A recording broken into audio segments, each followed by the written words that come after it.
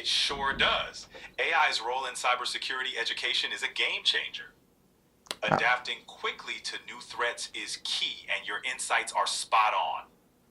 Planning to dive into any courses yourself?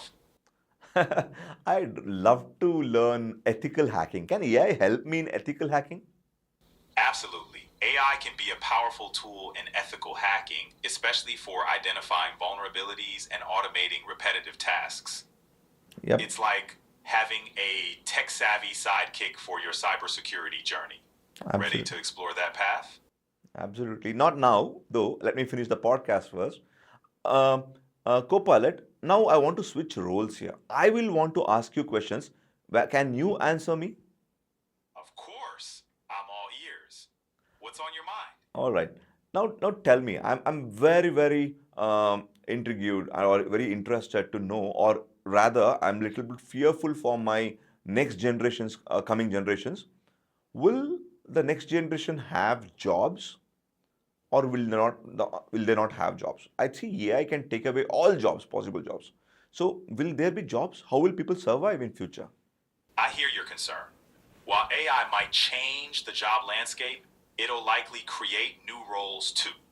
Will there be mass jobs, or will there be very niche jobs, very few jobs, or will there be jobs, so many jobs that it can employ the entire population of the world? I think we'll see a mix. AI might automate some roles, but it'll also create new opportunities, likely more specialized and tech driven. But The job landscape will evolve, and adaptability will be key. People will likely need to focus on skills that complement AI or fill niches AI can't. superb. But you are also saying that there will be job losses for sure, right, in near future? Yeah, there might be shifts, with some jobs becoming obsolete, but it's also a chance for new industries to emerge, creating different opportunities. The focus will likely be on reskilling and adapting to new roles. Change can be daunting, but it's also full of potential. Amazing. So ಏನು ಹೇಳ್ತೆ ಅಂದರೆ, ನಾ ಏನು ಕೇಳಿದೆ ಅಂದರೆ, ಬರೋ ದಿನಗಳಲ್ಲಿ job ಲಾಸ್ಗಳಾಗತ್ತಾ? ನಿಜವಾಗ್ಲೂ ಎಲ್ಲರಿಗೂ ಜಾಬ್ ಸಿಗೋಷ್ಟು ಜಾಬ್ಗಳಿದೆಯಾ ಎ ಐ ಬರೋದ್ರಿಂದ ಅಂತ ಕೇಳಿದೆ. ವೆರಿ ಇಂಟ್ರೆಸ್ಟಿಂಗ್ ಆನ್ಸರ್ ಕೊಡ್ತು. ಏನು ಹೇಳ್ತಂದರೆ, ಜಾಬ್ಸ್ಗಳು ಚೇಂಜ್ ಆಗುತ್ತೆ. ಈ ಟ್ರೆಡಿಷ್ನಲ್ ಜಾಬ್ಸ್ಗಳಿರೋದಿಲ್ಲ. ಅದ್ರ ಜೊತೆಗೆ ಕೆಲವು ಸ್ಪೆಷಲೈಸ್ಡ್ ಜಾಬ್ಸ್ಗಳಿರುತ್ತೆ, ನಿಶ್ ಜಾಬ್ಸ್ಗಳು.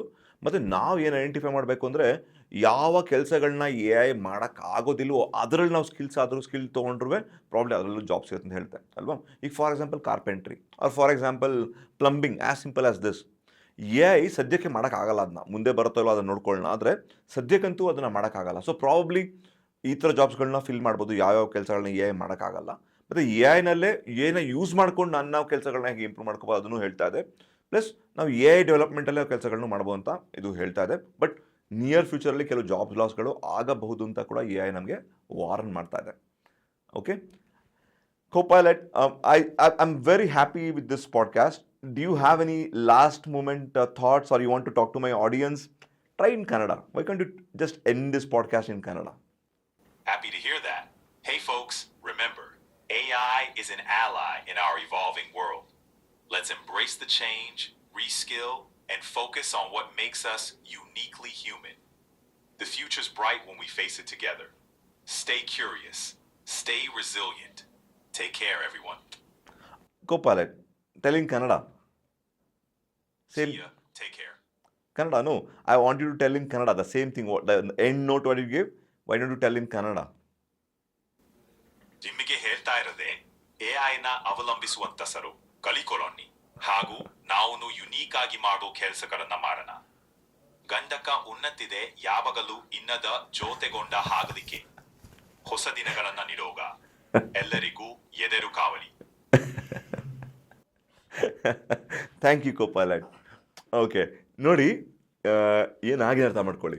ದಿಸ್ ಈಸ್ ಅಮೇಝಿಂಗ್ ಅಲ್ವಾ. ಅದು ಏನು ಮಾಡಿದೆ ಅದು ಸಾಧಾರಣ ವಿಷಯ ಅಲ್ಲ.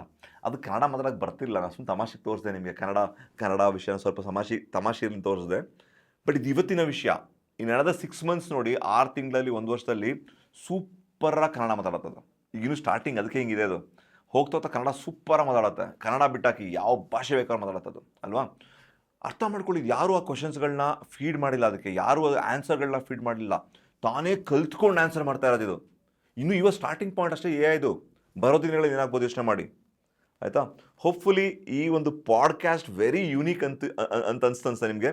ಇಡೀ ಇಂಡಿಯಾದಲ್ಲೇ ಪ್ರಾಬ್ಲಮ್, ಐ ಡೋಂಟ್ ನೋ ಬೇರೆ ಕಡೆ ಮಾಡಿದಾರಲ್ಲ ಪ್ರಪಂಚದಲ್ಲಿ ಅಂತ.